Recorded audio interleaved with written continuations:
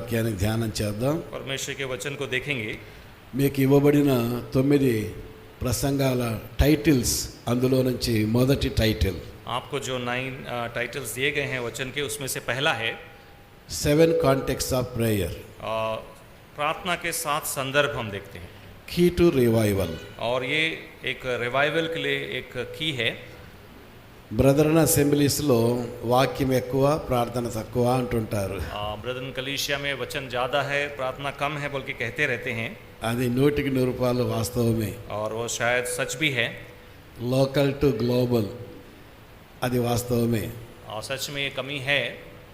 కనుక మన ప్రార్థన మనం పెంచుకోవాల్సిన అవసరత చాలా ఉంది. इसलिए प्रार्थना को हमें बढ़ाने की आवश्यकता है. నా ముందున్న 45 నిమిషాల సమయములో ఆ 7 ప్రార్థనా సందర్భాలను న్యాయాధిపతుల గ్రంథములో చూద్దాం. और मेरे आगे जो समय है उसमें हम न्यायों की किताब से उस प्रार्थना के 7 संदर्भों को देखेंगे.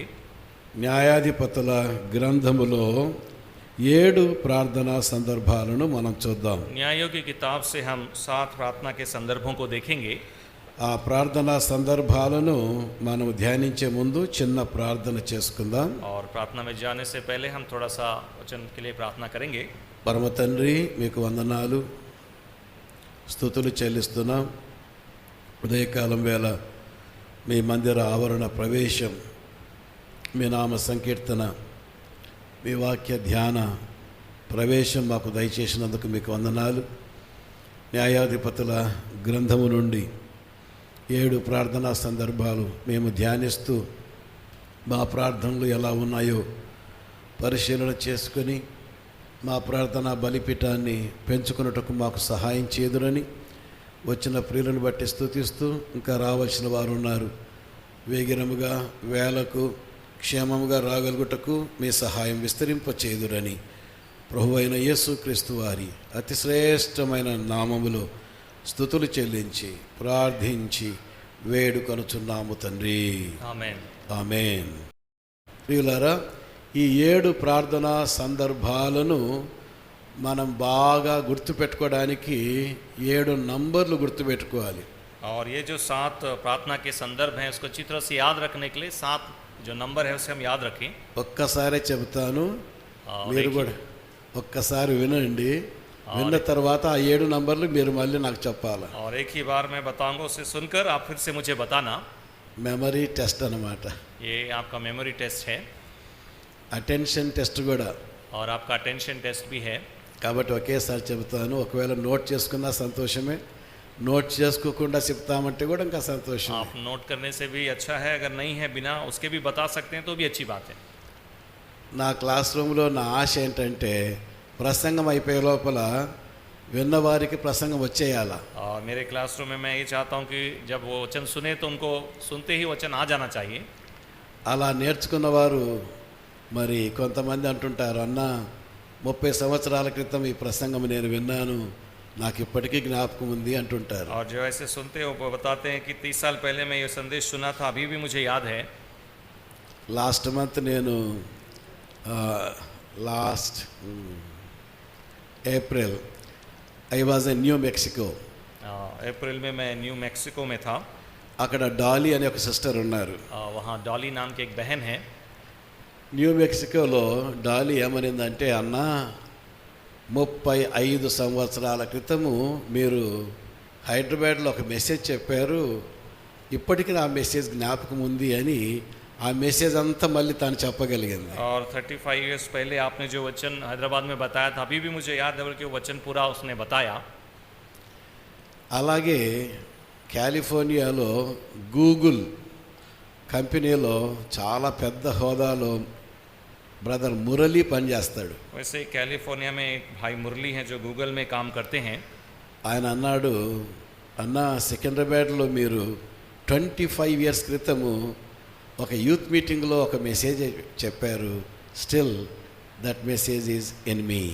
25 साल पहले आपने यूथ मीटिंग में एक वचन बताया था, वो अभी भी मेरे साथ है बोल के बताया. అటువంటి లెర్నింగ్ అంటే నేను చాలా ఇష్టపడతాను. और ऐसे सीखना मुझे भी बहुत अच्छा लगता है.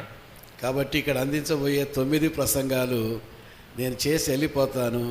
మళ్ళీ ఒకవేళ 10 సంవత్సరాల క్రితం వచ్చి అడిగితే మీలో ఎవరైనా ఒక్క ప్రసంగమైనా చెప్పగలిగితే I will be very happy. और ये जो 9 संदेश है मैं बता के चले जाऊंगा, फिर कभी 10 साल बाद आने से उसमें से अगर कुछ एक भी आप बताएंगे तो मुझे खुशी होगी.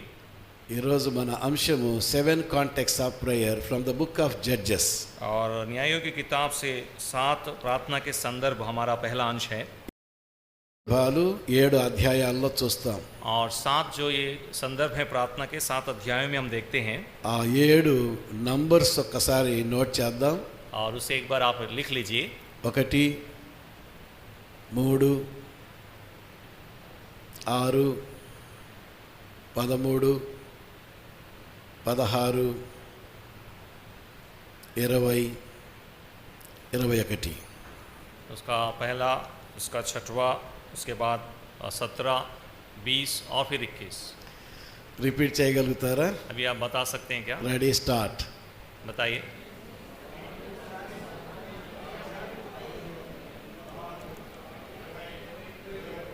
Very good. 1 3 6 13 16 20 21.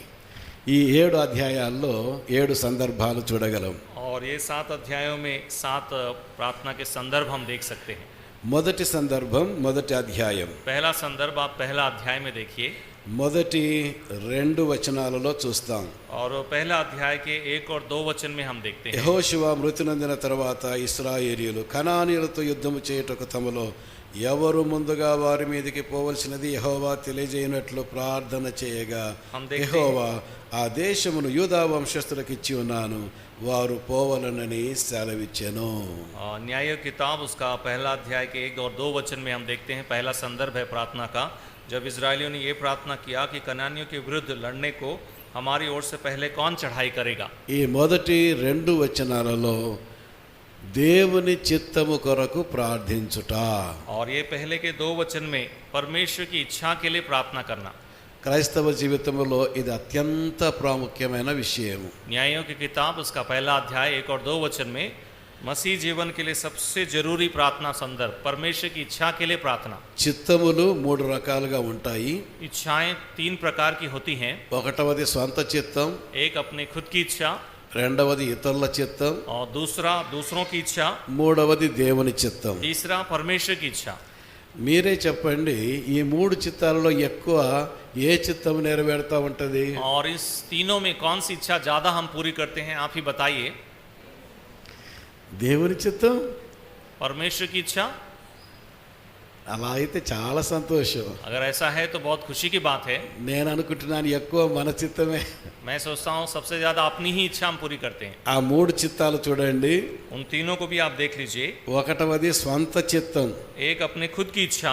న్యాయాధిపతుల గ్రంథం 21-25. और न्यायों की किताब में ही 21वां अध्याय का 25वां वचन. 21-25లో స్వంత చిత్తము.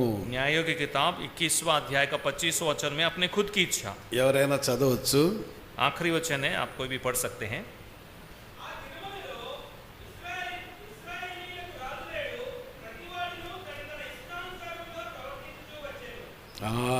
తన ఇష్టము. और जिनको जो ठीक जान पड़ता था वही करता था. అనగా స్వంత ఇష్టం. इसलिए वो खुद की इच्छा हम देखते हैं. 25లో వారు స్వంత ఇష్టాన్ని నెరవేర్చుకుంటున్నారు. और इस 21वें अध्याय के आखिरी वचन में वो अपनी खुद की इच्छा को पूरी करते हुए दिखते हैं. అలా స్వంత ఇష్టం నెరవేర్చుకుంటే లాభమా నష్టమా? और खुद की इच्छा अगर हम पूरी करेंगे तो उससे हमें लाभ है या फिर नष्ट है? చాలా నష్టం. बहुत नुकसान है. ఏంటి ఆ నష్టము? वो नुकसान क्या है? 26 వచనం చూడండి. 26 और 26वां वचन आप देखिए. న్యాయాధిపతుల గ్రంథం 21వ అధ్యాయము 26వ వచనం. न्यायों की किताब उसका 21 का 26 देख लीजिए. చదవండి. कुछ है तो पढ़ लीजिए. లేదా 26 వచనం అంటే పేపర్ తిప్పాలి. उसके लिए आपको एक पेज निकालना पड़ेगा. పేపర్ తిప్పితే రూతు 1:1 వస్తుంది. उसमें रूत 1 का 1 आएगा. అదే కొనసాగింపు. और वही उसका कंटिन्यूएशन है. కాబట్టి 21వ అధ్యాయం 26 వచనం అంటే రూతు 1:1. और रूत 1 का 1 आप देख लीजिए उस 26वें చూడండి, లాభమా నష్టమా? वहाँ लाभ है या नष्ट है आप देखिए. న్యాయాధిపతులు ఏలిన దినముల యందు దేశములో కరువు కలుగగా. और न्यायों के समय में उस देश में बड़ा अकाल पड़ा. ఫ్యామిన్. సొంత ఇష్టము ఆశపడితే జీవితంలో ఫ్యామిన్. और अपने खुद की इच्छा करेंगे तो जीवन में अकाल आएगा, కాబట్టి సొంత ఇష్టం వద్దు. इसलिए खुद की इच्छा नहीं. రెండవది ఇతరుల ఇష్టం. दूसरा दूसरों की इच्छा. పేతురు మొదటి పత్రిక 4వ అధ్యాయం पहला पत्रस उसका 4था अध्याय 3వ వచనం. और उसका 3रा वचन देखिए. పేతురు మొదటి పత్రిక 4వ అధ్యాయము 3వ వచనం. पहला पत्रस उसका 4था अध्याय का 3रा वचन. మనం పోకిరి చేష్టలు, దురాశలు, మద్యపానము, అల్లరితో కూడిన ఆటపాటలు, త్రాగుబోతుల విందులు, చేయదగని విగ్రహ పూజలు మొదలైన వాటి యందు నడుచుకొనుచు అన్యజనుల ఇష్టము నెరవేర్చుటకు గతించిన కాలము చాలు. और पिछले दिनों में हमने जो अन्य जातियों की इच्छा के अनुसार काम किया उतना काफी है बोल के लिखा है. కాబట్టి ఇతరుల ఇష్టం इसलिए दूसरा हम दूसरों की इच्छा हम देखते हैं అది కీడే, నష్టమే, और वो भी नुकसान ही है, చాలించాలి. वो काफी है. ఇక మూడవ ఇష్టం और तीसरा है అది దేవుని ఇష్టం. वो परमेश्वर की इच्छा है. యోహాను మొదటి పత్రిక यूहन्ना की पहली पत्री 2వ అధ్యాయం उसका 2रा अध्याय 17వ వచనం. और 17वां वचन. లోకమును దాని ఆశయు గతించిపోతున్నవి గాని దేవుని చిత్తమును జరిగించువాడు నిరంతరమును నిలుచును. पहला यूहन्ना 2 का 17 में हम पढ़ते हैं, संसार और उसकी अभिलाषाएं दोनों मिटते जाते हैं, पर जो परमेश्वर की इच्छा पर चलता है वह सर्वदा बना रहेगा. వ్యక్తిగత జీవితము కానీ, కుటుంబ జీవితము కానీ, సంఘ జీవితము కానీ, సేవా జీవితము కానీ దేవుని చిత్తాన్ని జరిగించితే the results will be permanent. इसलिए परमेश्वर की इच्छा चाहे वो व्यक्तिगत जीवन में हो, कलीसिया के जीवन में हो, सेवकाई में हो, परमेश्वर की इच्छा करेंगे तो उसका अच्छा प्रतिफल मिलता है. ఆ ఫలితాలు నిరంతరము నిలుస్తాయి. और वो प्रतिफल हमेशा बना रहता है. దేవుని చిత్తానికి వేరుగా చదువుకుంటే సరైన రిజల్ట్స్ ఉండవు. परमेश्वर की इच्छा के विरुद्ध में हम जाएंगे तो सही फल नहीं मिलेगा. దేవుని చిత్తానికి వేరుగా ఉద్యోగం చేస్తే సరైన రిజల్ట్స్ ఉండవు. परमेश्वर की इच्छा के विरुद्ध में काम कर नौकरी करेंगे तो उसका सही फल नहीं मिलता. దేవుని చిత్తానికి వేరుగా పెళ్లి చేసుకుంటే అందులో సంతోషము ఉండదు. परमेश्वर की इच्छा के विरुद्ध विवाह करने से उसमें वो संतोष नहीं होता है. గనుక ఏ కార్యం చేసినా దాని ముందు ప్రార్థన ప్రార్థన ప్రార్థన. इसलिए जो भी हम काम करें उससे पहले हमें प्रार्थना करना है. ఇశ్రాయేలు యుద్ధానికి వెళ్ళే ముందు దేవా వెళ్లుదుమా వద్దా, వెళ్ళవలసి వస్తే ఎవరు ముందుకు వెళ్ళాలి అని వారు నిర్దిష్టంగా ప్రార్థన इसलिए इजराइल చేశారు. लोग लड़ाई करने से पहले उन्हें प्रार्थना कर रहे हैं कि परमेश्वर कौन पहले जाएगा. उस परमेश्वर की इच्छा के लिए वो प्रार्थना करते हैं. Waiting time is not wasting time. और जो हम इंतजार करने में समय लगाते हैं वो व्यर्थ नहीं है. దేవుని సన్నిధిలో గడిపే సమయము ఎన్నడూ వ్యర్థం కాదు. परमेश्वर की उपस्थिति में जो समय बिताते हैं वो कभी भी व्यर्थ नहीं होता. నా కూతురు పెళ్లి సందర్భంగా నేను 100 రాత్రులు దేవుని సన్నిధిలో ఉపవాస ప్రార్థన చేశాను. और मेरे बेटी के विवाह के लिए करीब करीब 100 दिन रात में प्रार्थना में उपवास प्रार्थना में रहा. బైబిల్ కాలేజ్ ప్రారంభించే ముందు 2 సంవత్సరాలు ప్రార్థన చేశాను. और बाइबल कॉलेज शुरू करने से पहले 2 साल प्रार्थना में रहा. నా పెళ్లి కోసము 10 సంవత్సరాలు ప్రార్థన చేశాను. अपने खुद के विवाह के लिए 10 साल प्रार्थना की. Our prayer never goes waste. हमारी जो प्रार्थना है वो कभी व्यर्थ नहीं होती है. Waiting time is not at all wasting time. जो इंतजार करने का समय है वो कभी भी व्यर्थ नहीं जाता. ఒకటవది దేవుని చిత్తం కొరకు एक ప్రార్థించుట. परमेश्वर की इच्छा के लिए प्रार्थना करना. ఇక రెండవ సందర్భము 3వ అధ్యాయం. दूसरा संदर्भ आप देखिए 3रा अध्याय में. 3వ అధ్యాయము 15వ వచనం 15. 3रा अध्याय का 15वां वचन, न्यायों की किताब 3 का 15. ఇశ్రాయేలీయులు యెహోవాకు మొర్రపెట్టగా బెన్యామీనుడైన గెరా కుమారుడగు యెహూదను రక్షకుని వారి కొరకు యెహోవా నియమించెను. फिर इजरायलियों ने यहोवा की दोहाई दी और उसने गेरा के पुत्र एहुद नामक एक बिन्यामी को उनका छुड़ाने वाला ठहराया. 3:15లో వారు మొర్రపెట్టగా 3 का 15 में उन्होंने जब दोहाई दी. సందర్భము దేవుని నియామకము కొరకు ప్రార్థించుట. और यहाँ संदर्भ है परमेश्वर के नियम के लिए या परमेश्वर ने जिसको ठहराया है उसके लिए प्रार्थना करना. దేవా we are in need of leaders, మాకు మంచి నాయకులు కావాలి. परमेश्वर हमें अच्छे नायक चाहिए. మమ్మల్ని నడిపించటానికి, పాలించటానికి, మాకు రక్షణ కలిగించటానికి నాయకులు కావాలి అని వారు మొరపెట్టారు. हाँ, हमें चलाने के लिए, हमें संभालने के लिए, हमें एक नायक की आवश्यकता है बोल के उन्होंने प्रार्थना की। కాబట్టి దేవుని నియామకము కొరకు ప్రార్థించుట, इसलिए परमेश्वर के ठहराए हुए के लिए प्रार्थना करना। మనందరికి మంచి నాయకులు అవసరం. हम सबको भी अच्छे जो नायक हैं चाहिए। ప్రతి శిల్పానికి ఒక శిల్పి ఉంటాడు. जैसे हर एक पत्थर के लिए एक शिल्पी होता है ఆ శిల్పిని బట్టి ఈ శిల్పం ఉంటుంది. और उस शिल्पकार के कारण ही वो पत्थर होता है। అలాగే మన మీద ఉన్న నాయకత్వాన్ని బట్టి మన జీవితాలు ఉంటాయి. इसलिए हमारे ऊपर जो नायक है उनके अनुसार ही हमारा जीवन भी होता है। కొన్నిసార్లు నా మనమరాలు అంటుంటది, कभी कभी मेरी पोती ऐसे कहती हैं, తాతయ్య నీవు దేవుని కంటే స్ట్రిక్ట్ అంటుంటది. वो कहती है आप परमेश्वर से भी ज़्यादा स्ट्रिक्ट हैं। అంటే నేను బాగా స్ట్రిక్ట్ అని చెప్పడానికి షీ కంపేర్స్ లైక్ దట్. और मैं बहुत स्ट्रिक्ट हूँ उसको बताने के लिए ऐसी तुलना करती हैं। తాతయ్య అంటే నాకు భయము అంటది. और जो दादा है वो मुझसे बहुत डर लगता है बोलते हैं। ఎందుకు భయము అంటే क्यों తాతయ్య దేవుని కంటే స్ట్రిక్ట్ कि అంటే, वो परमेश्वर से भी ज़्यादा स्ट्रिक्ट हैं बोलकर। అంటే చాలా స్ట్రిక్ట్ అని చెప్పడానికి అట్లా చెబుతుంది అనమాట. ज़्यादा स्ट्रिक्ट हैं ऐसे कंपेयर करने के लिए बोलती हैं। కాబట్టి నాయకత్వము బట్టి కింద కాపరత్వం అనేది జరుగుతూ ఉంటుంది. इसलिए जो लीडर हैं उनके हिसाब से ही जो है चरवाही होती है। కాబట్టి నీ జీవితానికి ఒక శిల్పి అవసరం. इसलिए आपके जीवन के लिए भी एक शिल्पकार की आवश्यकता है। ప్రతి తిమోతికి ఒక పౌలు అవసరం. और तिमोती के लिए एक पौल की आवश्यकता है। ప్రతి పౌలుకు ఒక తిమోతి అవసరం. और हर पौल के लिए एक तिमोती चाहिए। ఇప్పుడు ఒకవేళ నేను మిమ్మల్ని అడిగాను అనుకోండి, నీ పౌలు ఎవరు अगर అంటే हम आपसे पूछें कि आपके पौल कौन हैं, చెప్పగలరా? నా పౌలు పలానా వ్యక్తి. मेरे पौल ये हैं बोल के आप बोल सकते हैं क्या? ఆయన నాయకత్వం కింద ఆయన మెంటర్గా ఉండగా నేను నా జీవితంలో ముందుకెళ్తున్నాను అని చెప్పగల నాయకులను మనం కలిగి ఉండాలి. ऐसे नायक होने चाहिए जिनके विषय में हम कह सके कि उनके उस प्रतिनिधित्व में हम आगे बढ़ रहे हैं। కాపరి లేని గొర్రెలు చెదరిపోతాయి. अगर चरवाहे नहीं हैं तो भेड़ें बिखर जाएंगी।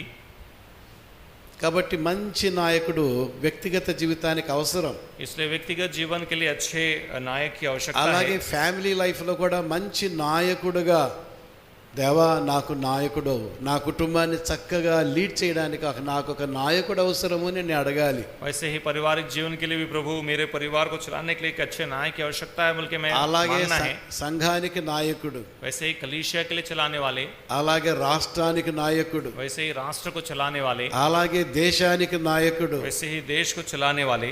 ఎలక్షన్స్ వచ్చినప్పుడు నిద్రపోకూడదు, इलेक्शन जब आते हैं सोना नहीं है, ప్రార్థన చేయాలా. प्रार्थना करना है। దేవా మా రాష్ట్రానికి, మా దేశానికి మంచి ముఖ్యమంత్రి, మంచి ప్రధానమంత్రి కావాలి, ప్రభు నియమించు. हमारे देश को अच्छे मुख्यमंत्री, हमारे देश को अच्छे प्रधानमंत्री चाहिए बोल के आप प्रार्थना करना है। ఇక్కడ ఇశ్రాయేలు ప్రార్థన చేయగా దేవుడు వారికి న్యాయాధిపతులను నియమించాడు. यहाँ जब उन्होंने प्रार्थना की इजराइल लोगों ने तो परमेश्वर को न्याय दिए। ఒత్నియేలు మొదలుకొని సమూయేలు వరకు 15 మంది న్యాయాధిపతులను ఆయనే నియమించాడు. ओत्नीएल से लेकर समूएल तक करीब करीब 15 न्यायी लोग को परमेश्वर ने ही नियुक्त किया। వారే లేకపోతే ఇశ్రాయేలు బహుగా భ్రష్టు పట్టేవారు. अगर तो इजराइल लोग बहुत भ्रष्ट हो जाते। వారు ఉండగానే అంతో ఇంతో చెడిపోయారు. ఇక వారే లేకపోతే పూర్తిగా భ్రష్టు పట్టేవారు. वो जब थे तभी बहुत नष्ट हो गए थे। अगर वो नहीं होते तो पूरी तरह से वो भ्रष्ट हो जाते। గనుక మనకు మంచి నాయకులు దొరకటం అనేది దేవుని నియామకము. इसलिए अच्छे नायक मिलना परमेश्वर का एक चुनाव है। మంచి నాయకులు మన జీవితానికి దొరికితే మనము 3 ప్రయోజనాలు పొందగలం. अगर हमें एक अच्छे नायक मिलेंगे तो हमें इससे 3 फायदा होगा। ఎఫ్సి పత్రికలో ఆ మాట మనం చదువుతాం. एफेसियों की पत्री में हम उस बातों को पढ़ते हैं। సంఘానికి మంచి నాయకులు ఉన్నట్లయితే ఆ సంఘములో ఈ 3 కార్యాలు జరుగుతూ ఉంటాయి. कलीसिया में अच्छे नायक होंगे तो उस कलीसिया में 3 काम होंगे। ఎఫ్సి పత్రిక 4వ అధ్యాయం एफेसियो उसका 4था अध्याय 13వ వచనం. उसका 13वां वचन आप देखिए। పరిశుద్ధులు సంపూర్ణులగునట్లు క్రీస్తు శరీరము క్షమాభివృద్ధి చెందుటకును పరిచర్య ధర్మము జరుగుటకును ఆయన కొందరిని అపోస్తలులను గాను, కొందరిని ప్రవక్తలను గాను, కొందరిని సువార్తికులను గాను, కొందరిని కాపరులను గాను, ఉపదేశకులను గాను నియమించెను. 11 से लेकर नीचे 15 वचन तक है हिंदी में। దేవుని చిత్తం చేత నియమించబడిన వారి ద్వారా ఖచ్చితంగా సంఘములో 3 కార్యాలు. ఒకటవది పరిశుద్ధులు సంపూర్ణులవుతారు, క్రీస్తు శరీరము క్షమాభివృద్ధి చెందుతుంది, మూడవది పరిచర్య ధర్మము జరుగుతుంది. परमेश्वर के द्वारा जब नियुक्त किए गए लोग होते हैं तो वहाँ पर पवित्र लोग परिपूर्ण बनते हैं, मसीह की देह उन्नति करती है और परमेश्वर के लोग सिद्ध होते हैं. కాబట్టి సంఘములో ఈ 3 కార్యాలు జరగడం లేదంటే ఎక్కడో నాయకత్వములో తేడా వచ్చిందేమో. अगर कलीसिया में 3 काम नहीं होते हैं तो जो नायकत्व है उसमें कहीं शायद गड़बड़ी है. నాయకత్వంలో తేడా వచ్చిందంటే బాధ్యత మనదే. దేవా మాకు మంచి నాయకులు కావాలని ప్రార్థన చేయలేదేమో. अगर नायकत्व में कुछ गड़बड़ी होती है तो हमारी ही जिम्मेदारी है कि हम प्रार्थना करें कि प्रभु हमें अच्छे चलाने वाले अच्छे नायक हमें నీ दे. కుటుంబ వ్యవస్థ బాగలేదంటే నువ్వు సరిగా ప్రార్థన చేసుకోవడం లేదు. आपकी पारिवारिक व्यवस्था ठीक नहीं है तो शायद आप ठीक से प्रार्थना नहीं कर रहे हैं. కాబట్టి మొదటిగా దేవుని చిత్తం కొరకు ప్రార్థించుట, इसलिए सबसे पहला परमेश्वर की इच्छा के लिए प्रार्थना करना, రెండవది దేవుని నియామకము కొరకు दूसरा ప్రార్థించుట, परमेश्वर की नियुक्ति के लिए प्रार्थना करना, ఇక మూడవది 6వ అధ్యాయములో మనం చూస్తాం. और तीसरा संदर्भ हम न्यायों की किताब उसका 6वां अध्याय में पढ़ते हैं. 6వ అధ్యాయము 6వ వచనం. 6वां अध्याय का 6वां वचन हम देखेंगे. దేశమును పాడు చేయుటకు వారు దానిలోనికి వచ్చిరి. ఇశ్రాయేలులు మిద్యానీయుల వలన మిక్కిలి హీన దశకు వచ్చినప్పుడు వారు యెహోవాకు మొర్ర పెట్టిరి. न्यायों का 6वां वचन में, और मिद्यानियों के कारण इजरायली बड़ी दुर्दशा में पड़ गए, तब इजरायलियों ने यहोवा की दोहाई दी. మూడవదిగా దేవుడిచ్చే ఉన్నత దశ కొరకు ప్రార్థించుట. तीसरा परमेश्वर जो उन्नत स्थिति देता है उसके लिए प्रार्थना करना. ఇక్కడ ఇశ్రాయేలులు హీన దశకు వచ్చారు. इजरायलियों की यहाँ बड़ी दुर्दशा हो गई. వారికి అర్థమైపోయింది మేము చాలా హీన దశకు వచ్చాము అని రియలైజ్ అయిపోయారు. उनको समझ में आया कि हम बड़ी ही दीन दशा में चले गए हैं. ఎందుకంటే అమాలేకీయులకు దొరికారు. ఆ మిద్యానీయుల వలన అమాలేకీయుల వలన వారు పూర్తిగా బ్యాంక్రప్ట్ దివాలా తీశారు. और मिद्यानियों के कारण और अमालेकियों के कारण वो पूरी तरह से कंगाल हो गए. వారు వీరి మీదికి దాడి చేసి మొత్తము కొల్లగొట్టారు. और उन्होंने इन पर चढ़ाई की और उनका सब कुछ ले लिया. 4వ వచనం చూడండి, వారు ఖాళీ అయిపోయారు. వారు ఎదుట దిగి గాజాకు పోవునంత దూరము భూమి పంటను పాడు చేసి ఒక గొర్రెను గాని ఎద్దును గాని గాడిదను గాని జీవన సాధనమైన మరి దేనిని గాని ఇశ్రాయేలులకు ఉండనీయలేదు. चौथा वचन में हम पढ़ते हैं कि उन्होंने इजरायलियों के लिए कुछ भी नहीं छोड़ा, ना तो कोई अन्न, ना भेड़ बकरी गाय, कुछ भी नहीं छोड़ा. దేవుని ప్రజలే కానీ ఎంతో సమృద్ధిగా ఉండాలి, కానీ బ్యాంక్రప్ట్ దివాలా. परमेश्वर के लोग थे, बड़े समृद्धि में होना था, लेकिन बिल्कुल कंगाल हो गए. దేవుని పిల్లలు సస్యశ్యామలంగా ఫలవంతంగా 30 60 100 ఫలవంతంగా ఉండాలి, కానీ వీరు కేవలం బ్యాంక్రప్ట్. परमेश्वर की प्रजा है, 60 गुना 70 गुना 100 गुना उनको होना चाहिए थे, लेकिन ये पूरी तरह से कंगाल हो गए. అయ్యా మేము దివాలా తీశాము, ఇక మాకు సహాయం చేయండి, క్షీణ దశలో ఉన్నాము అని ప్రార్థన చేస్తా और वो ఉన్నారు. प्रार्थना कर रहे हैं कि प्रभु हम बिल्कुल नष्ट हो गए हैं, दीन दशा में हैं, हमारी सहायता कर. ఈ ఉదయకాలం వేళ కూడా మన జీవితాన్ని మనం పరిశీలన చేసుకోగా ఎన్నో విషయాల్లో వీఆర్ వేస్ట్, యూజ్లెస్ అనిపిస్తూ ఉంటుంది. और जब हम सुबह अपने जीवन को जांचते हैं, हम देखते हैं बहुत सी बातों में हम भी व्यर्थ हो गए हैं. చదువులో యూజ్లెస్గా, पढ़ाई में व्यर्थ हो गए हैं, కుటుంబ జీవితంలో, पारिवारिक जीवन में, ఉద్యోగ జీవితంలో, नौकरी में, సంఘ జీవితంలో, कलीसिया में, సాక్ష్య జీవితంలో गवाही के विषय में, డొల్లా బ్యాంక్రప్ట్. हर एक विषय में कंगाल हो गए हैं. అది తెలిసి కూడా అయ్యా నా జీవితము క్షీణత, ఐ హ్యావ్ సీన్ డిటీరియేషన్, నా జీవితంలో క్షీణత చూస్తున్నాను అని గమనించి ప్రార్థన చేయకపోతే మనమేం పైకి వస్తాము? और ऐसी स्थिति को जानने के बावजूद भी अगर हम प्रार्थना नहीं करते हैं तो फिर हम कैसे ऊपर उठेंगे? మన యొక్క క్షీణత మనకు అర్థం కావాలి. हमारी दीन स्थिति हमें समझ में आना चाहिए. ఇశ్రాయేలీయుల క్షీణత మీకాకు కూడా అర్థమైపోయింది. इजरायलियों की वो दीन स्थिति मीका को भी समझ में आई. మీకా కూడా తన ప్రజలకు ప్రతినిధిగా ప్రార్థన చేస్తా मीका ఉన్నాడు. भी अपनी प्रजा के एक प्रतिनिधि होकर प्रार्थना करता है. మీకా గ్రంథం 7వ అధ్యాయం 1వ వచనం. मीका उसका 7 का हम पहला वचन पढ़ेंगे. మీకా 7:1. मीका 7 का 1 हम पढ़ेंगे. వేసవి కాల పండ్లను ఏరుకున్న తర్వాతను ద్రాక్ష పండ్ల పరిగ ఏరుకున్న తర్వాతను ఎలాగుండునో నా స్థితి అలాగే ఉన్నది. ద్రాక్ష పండ్ల గెల ఒకటియు లేకపోయెను, నా ప్రాణమునకు ఇష్టమైన ఒక అంజూరు పండైనను లేకపోయెను. मीका 7 का 1 में, हाय मुझ पर, क्योंकि मैं उस जन के समान हो गया हूँ जो धूप काल के फल तोड़ने पर या रही हुई दाख बीनने के समय अंत में जाए। ఒక్క ద్రాక్ష పండు లేదు, ఒక్క అంజూర పండు లేదు. एक भी अंजीर का फल नहीं है, एक भी दाख का गुच्छा नहीं है। ఐ యామ్ ఫ్రూట్లెస్, मैं फलहीन हो गया हूँ ఐ యామ్ యూజ్లెస్. और व्यर्थ हो गया हूँ। ఇశ్రాయేళ్ల పక్షాన మీకా ప్రార్థిస్తున్నాడు. इजराइल के पक्ष में मीका प्रार्थना करता है। ఈ ఉదయకాలం వేళ ఒకసారి చెక్ చేసుకుందామా? सुबह हम भी अपने आप को जांचें, how is our Bible reading, हमारे बाइबल रीडिंग कैसी हैं, how is our prayer life, हमारे प्रार्थना जीवन कैसे हैं, how is our Holi life, हमारे पवित्र जीवन कैसे हैं, హౌ ఈజ్ అవర్ ఎవాంజలిజం. हमारे सेवकाई सुसमाचार प्रचार के जीवन कैसे हैं। 6 మాసాలు అయిపోయింది, 7వ మాసం వచ్చింది. 6 महीने हो गए, अभी 7वें महीने में हम आए हैं। Any good result? कुछ अच्छा फल मिला है क्या?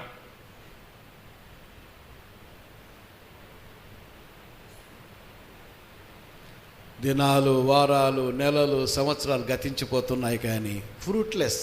बहुत से दिन, साल, महीने निकल रहे हैं, लेकिन भी हम फलहीन हैं।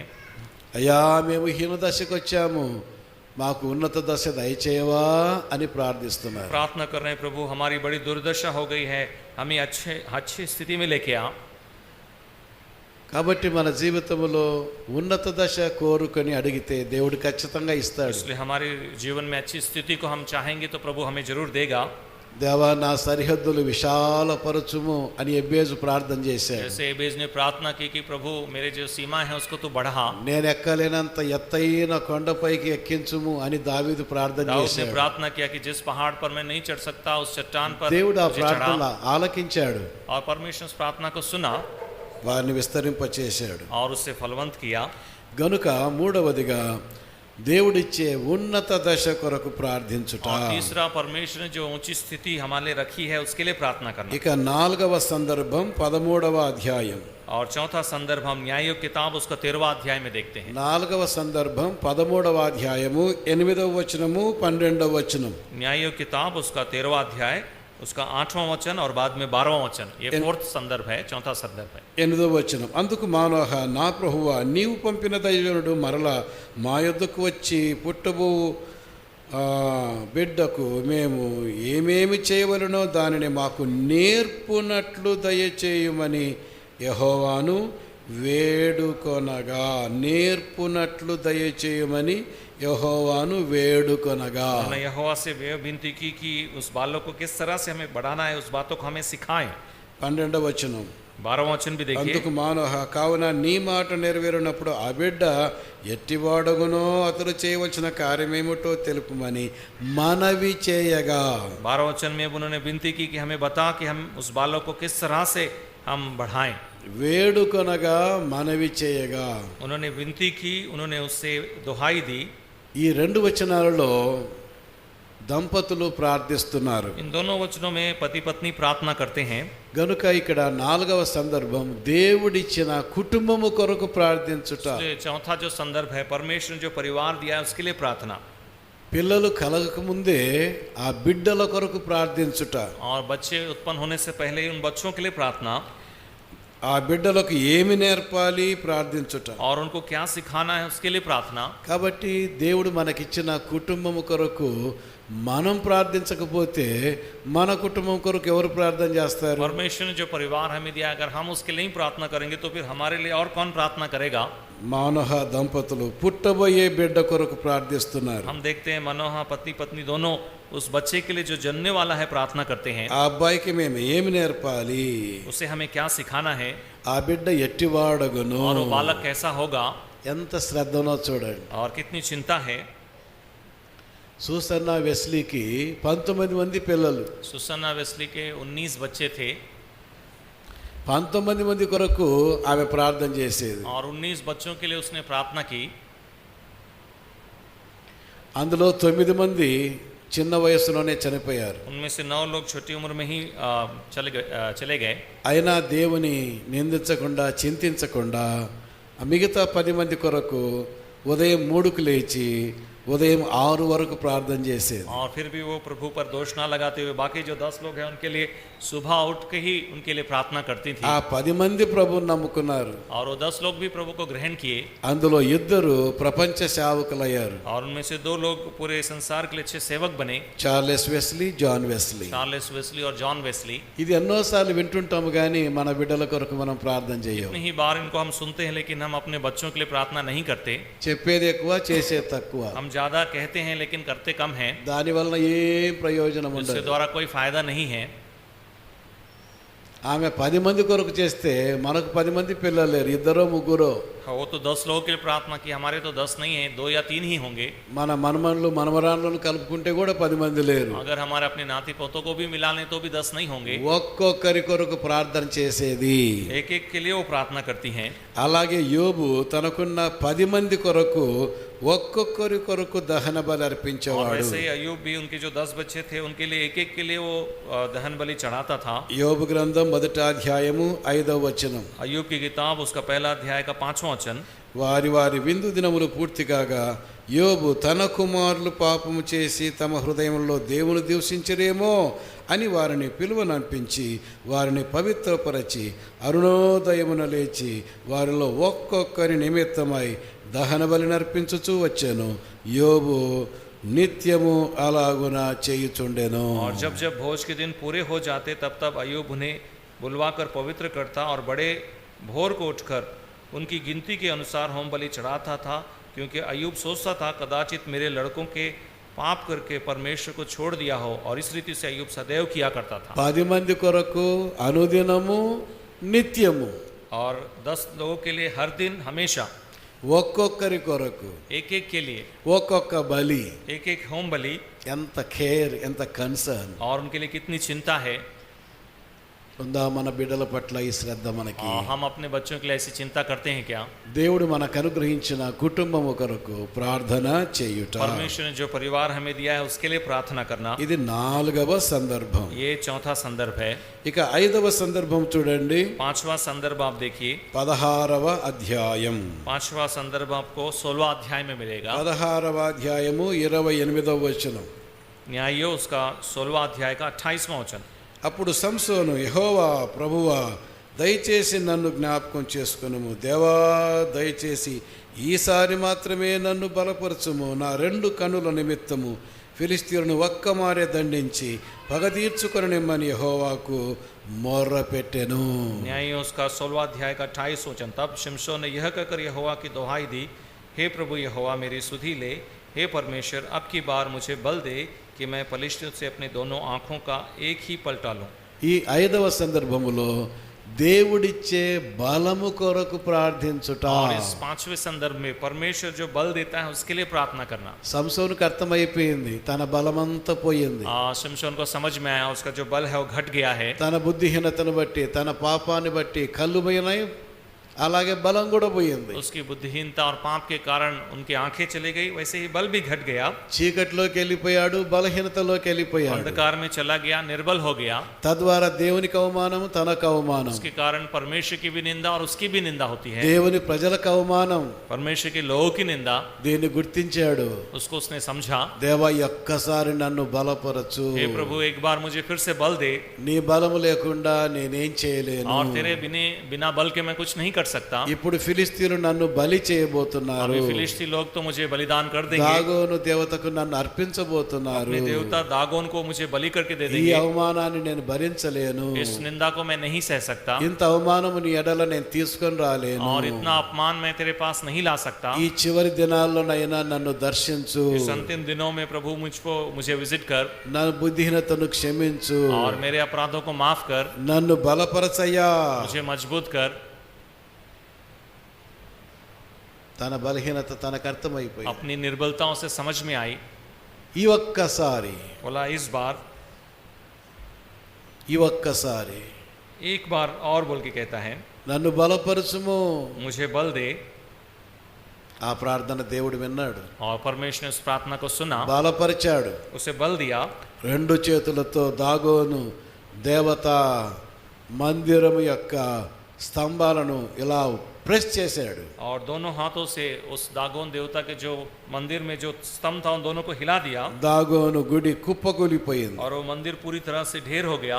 దాని కింద పడి చచ్చిన వారు తన జీవిత కాలంలో చంపిన వారి కంటే ఎక్కువ మంది అని రికార్డ్ చేయబడింది. हम देखते हैं जितने लोग उसमें दबकर मर गए थे, समसोन ने अपने जीवन भर में जितने लोगों को मारा उससे भी ज्यादा थे। ఈ ఉదయకాలం వేళ మన బలహీనతను మనం గుర్తించి దేవుని బలాన్ని ఆశ్రయిద్దామా? इस सुबह हम भी अपनी निर्बलताओं को मानकर परमेश्वर के बल को चाहें। దేవుని బలం లేకుండా మనం ఏ కార్యాలు చేయలేము. बिना परमेश्वर के बल के हम कुछ नहीं कर सकते। కీర్తనలు 18:1 దావీదు యెహోవా నా బలమా అని అంటున్నాడు. भजन संहिता 18:1 में कहता है दावीद, हे परमेश्वर यहोवा मेरे बल। మీకా గ్రంథము 3వ అధ్యాయంలో మీకా నా బలము నీవే అని సాక్ష్యం ఇస్తున్నాడు. मीका 3:1 में मीका कहता है कि हे परमेश्वर तू ही मेरा बल है। నీ బలము లేకుండా నేను ఉత్తర దేశాన్ని దక్షిణ దేశాన్ని నేను ప్రవచించలేను. बिना तेरे बल के मैं उत्तर देश में हो या दक्षिण देश में हो प्रचार नहीं कर सकता। నేనేమైనా ప్రవచించానంటే అది నీ బలమే. अगर मैं कुछ प्रचार करना है तो वो तेरा ही बल है। మీకా గ్రంథం 3వ అధ్యాయం 8వ వచనం. मीका उसका 3:8 आप देखिए।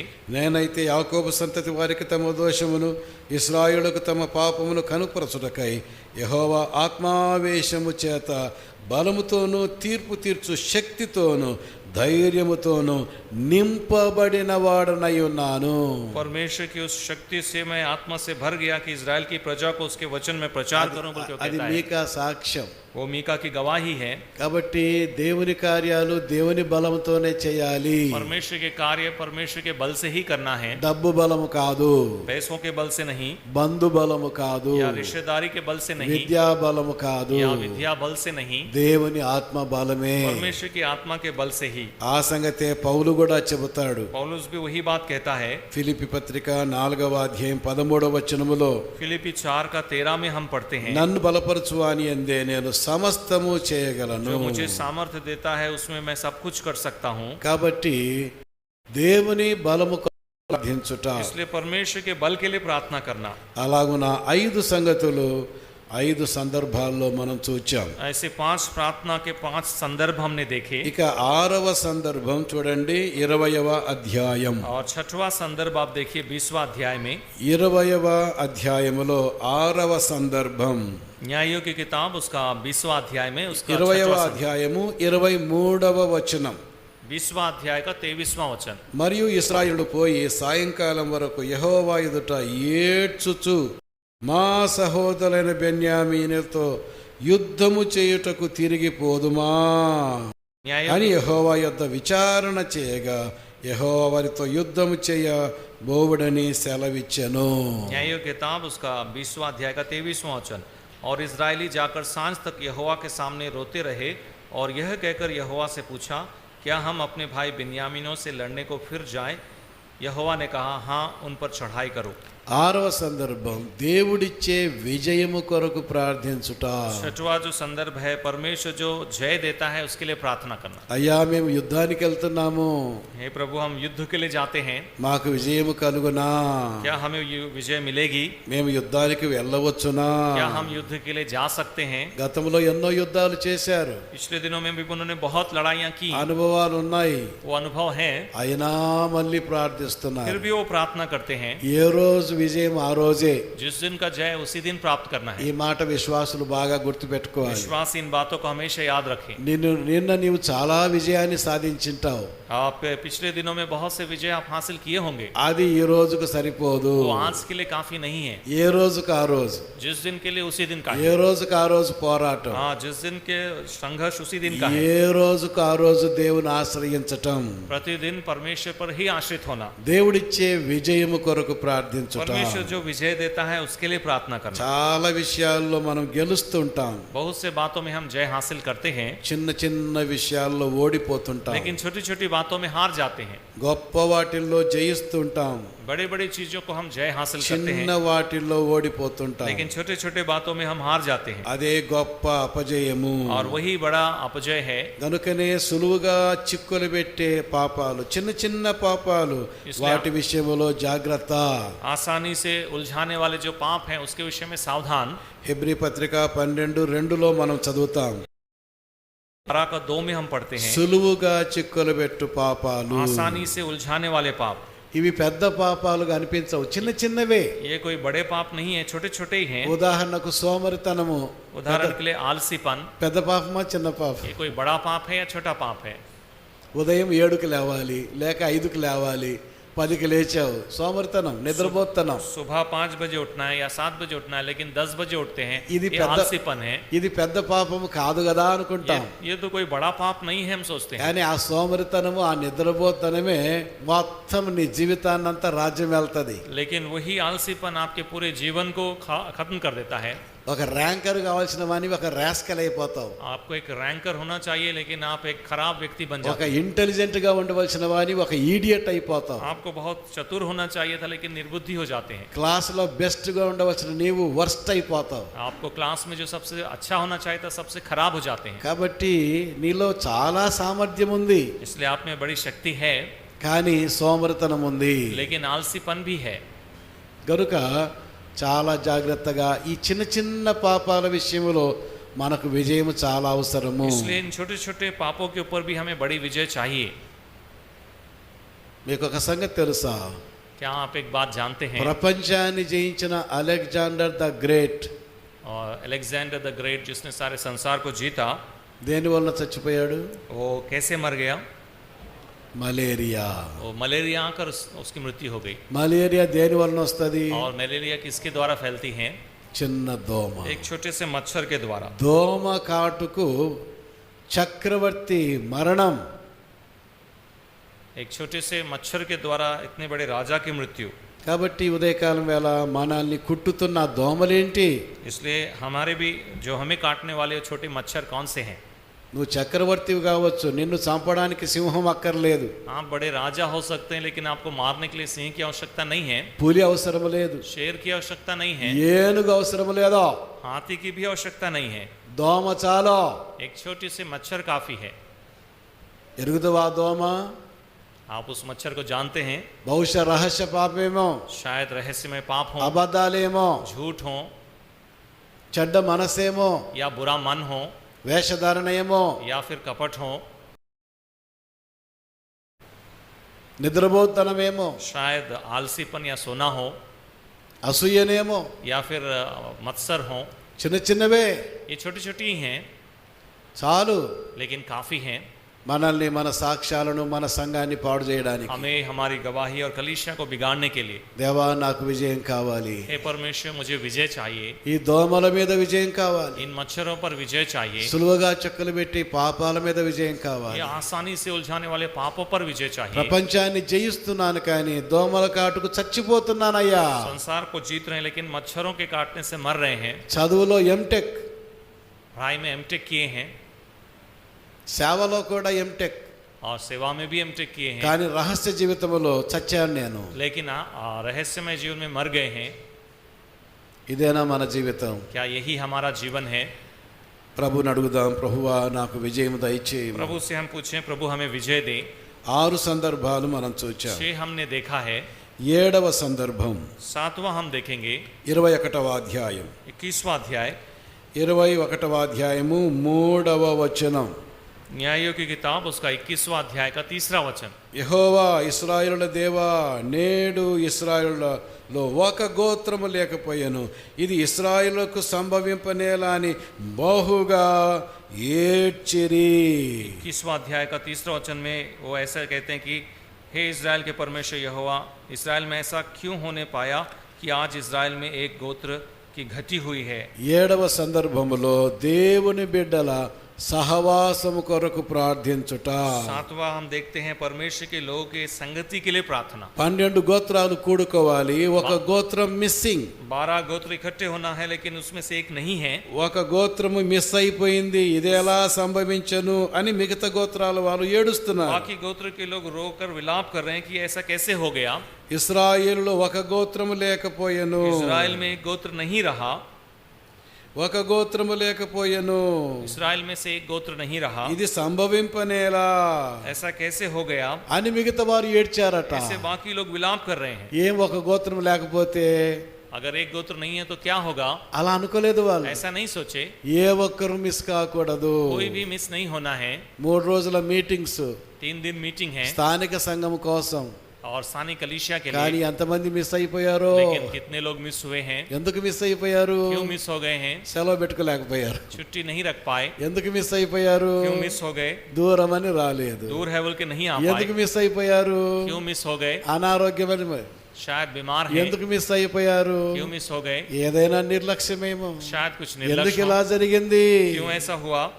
ఈ భారం మనకు అవసరం. ऐसे बोझ हमें चाहिए। కనబడవలసిన వ్యక్తి ఆ రోజు ఆ మీటింగ్లో కనబడలేదు అంటే సంఘమంతా ఎడవాలట. అయ్యో, और जो व्यक्ति दिखाई देना चाहिए वो नहीं दिखाई देने సభలు से कलीसिया పెట్టుకుంటే रोना है। సందేశాలు వినిపిస్తుంటే ప్రజలు లేరే. और जब सेवक आ रहे हैं, वचन बता रहे हैं, लेकिन लोग नहीं हैं। ఎందుకు ఈ నిర్లక్ష్యం అయ్యా? ऐसा निर्लक्ष्य क्यों है? ఈ భారం ఉందా? क्या ऐसा बोझ है? స్థానిక సంఘములో ఒక్కొక్కరు చల్లబడిపోతున్నారు, క్షీణిస్తున్నారు. సేవకులకు, పెద్దలకు, నాయకులకు నిద్ర పట్టకూడదు. వారి గురించి ఏడ్చేవారు కావాలి. और स्थानीय कलीसिया में एक लोग जब ठंडे हो जा रहे हैं, जो सेवक हैं, प्राचीन प्रधान हैं, जो नहीं सो पा रहे हैं, उनके लिए विलाप करना है। మనం పరలోకానికి తీసుకుని వెళ్ళే ఆస్తి మనీ కాదు, हमें जो स्वर्ग लेकर जाएंगे वो धन नहीं है, ధనము కాదు, धन नहीं है। మనము సంపాదించుకున్న ఈ జనమే. और जो लोग जिनको हमने पाया है, ఈ జనాన్ని సిద్ధపరిచి పరలోకానికి మనం వెళ్ళాలి. और इन लोगों को सिद्ध करके हमें स्वर्ग में लेके जाना है। సిద్ధపరిచేది సహవాసము, और संगति ही है जो सिद्ध करती है। సందేశము. संदेश है। సహవాసానికి రారు, సందేశం వినరు. और संगति में नहीं आते हैं, ना वचन सुनते हैं। వారి కొరకు మనం ఏడవాలి. उनके लिए हमें विलाप करना है। ఎప్పుడైనా ఏడ్చామా అట్లా? क्या उनके लिए कभी विलाप किया है? దేవా, మాతో ఉండి మాతో పరలోకానికి రావాల్సిన వారు మాతో ఉండటం లేదు, పరలోకానికి రావటం లేదు, నరకానికి వెళ్ళిపోతున్నారని యాబ్సెంటీస్ కోసం ప్రార్థిస్తున్నామా? जो लोग नहीं आ रहे, प्रभु हमारे साथ रहना था, हमारे साथ भी नहीं है और नरक में जा रहे हैं, उनके लिए हम प्रार्थना करते हैं क्या? వారు ప్రభువులో లేరు, ప్రభు రక్షణలో లేరు, वो प्रभु में नहीं है, उद्धार में नहीं है।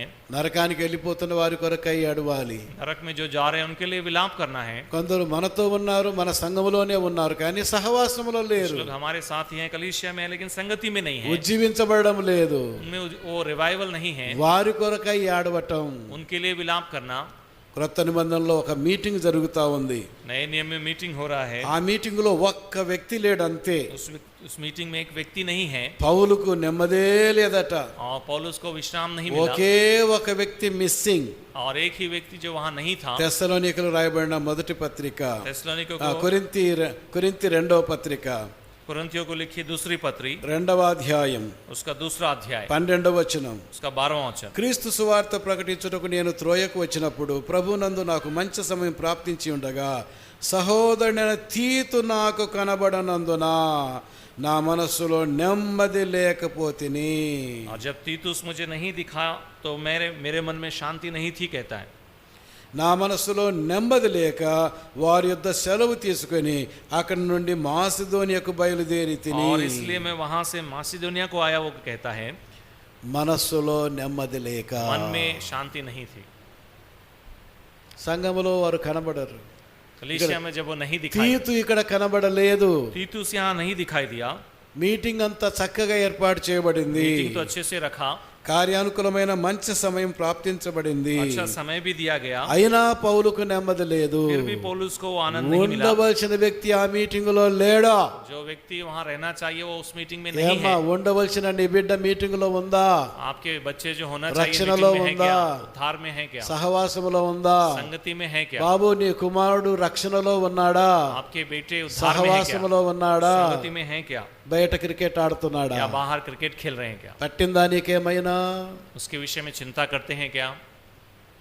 ఉండవలసిన తీతు ఉండనందున నా మనసులో నెమ్మది లేక నేను మాసిదోనియాకి వెళ్ళిపోయాను అంటున్నాడు. उसको वहां रहना चाहिए लेकिन नहीं था, इसलिए वो मैसिडोनिया में चला गया। మోస్ట్ ఇంపార్టెంట్ వ్యక్తి ఆ మీటింగ్ లో లేడా?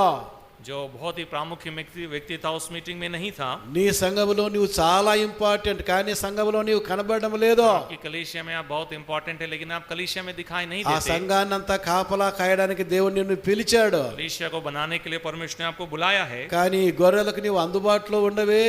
लेकिन उसके लिए आप उपस्थित नहीं हैं। నిన్ను దేవుడు ఏ పనికి పిలిచాడు? परमेश्वर ने आपको किस काम के लिए बुलाया? స్థానిక సంఘాన్ని కాయటానికి. स्थानीय कलीसिया को बनाने के लिए। వదిలేసావు, उसे छोड़ दिया, దేశం మీద పడ్డావు. आप अलग अलग जगह में మరి जाते हैं, ఎలాగా? फिर क्या करना है? అయ్యో అని ప్రార్థన చేయటం సంఘం యొక్క బాధ్యత. तो कलीसिया उस व्यक्ति के लिए प्रार्थना करना है। నాయకులమైన మనము వారి కొరకు ఏం చేయలేం, ప్రార్థన చేయగా దేవుడు కార్యాలు చేస్తాడు. हम उनके लिए कुछ नहीं कर सकते, लेकिन प्रार्थना करेंगे तो प्रभु कार्य करेगा। ఒకసారి మా సంఘములో ఒక యవనస్తుడు కరోనా టైంలో ఒక్క ఫోన్ ఎత్తలేదు, ఒక్క టెక్స్ట్ మెసేజ్కి జవాబు ఇవ్వలేదు. और एक बार हमारे कलीसिया में एक जवान जब कोरोना था तो उसने कोई फोन का जवाब नहीं दिया, ना ही मैसेज को रिप्लाई दिया। ఆయనకు 300 సార్లు ఫోన్ చేసిట, और 300 बार उसके लिए उनको फोन किया, 100 టెక్స్ట్ మెసేజ్ పంపెట్టాను, 100 टेक्स्ट मैसेज के लिए జవాబు లేదు.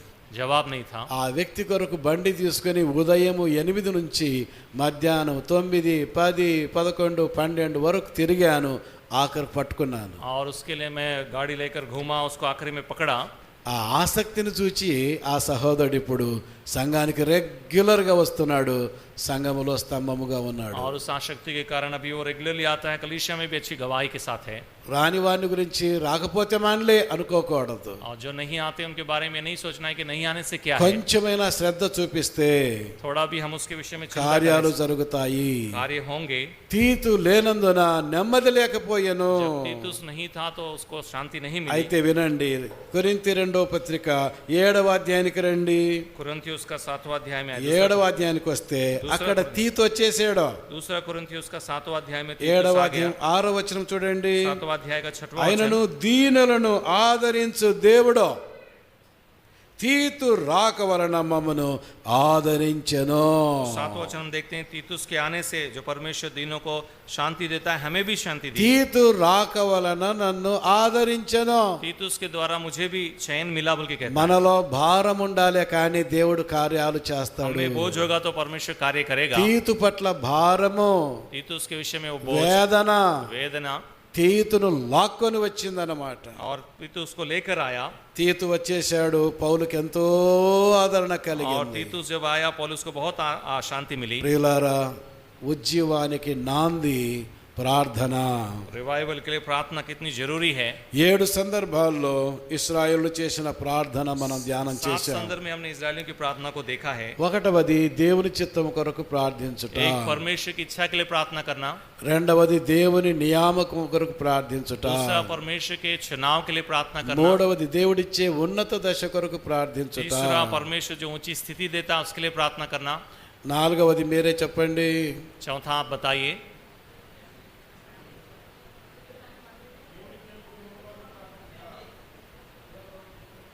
ఒకటవది దేవుని చిత్తం కొరకు ప్రార్థించుట, एक परमेश्वर की इच्छा के लिए प्रार्थना करना, 1వ అధ్యాయం. पहला अध्याय। దేవుని నియామకం కొరకు ప్రార్థించుట, दूसरा परमेश्वर के चुनाव के लिए प्रार्थना करना, 3వ అధ్యాయం. वो तीसरा अध्याय।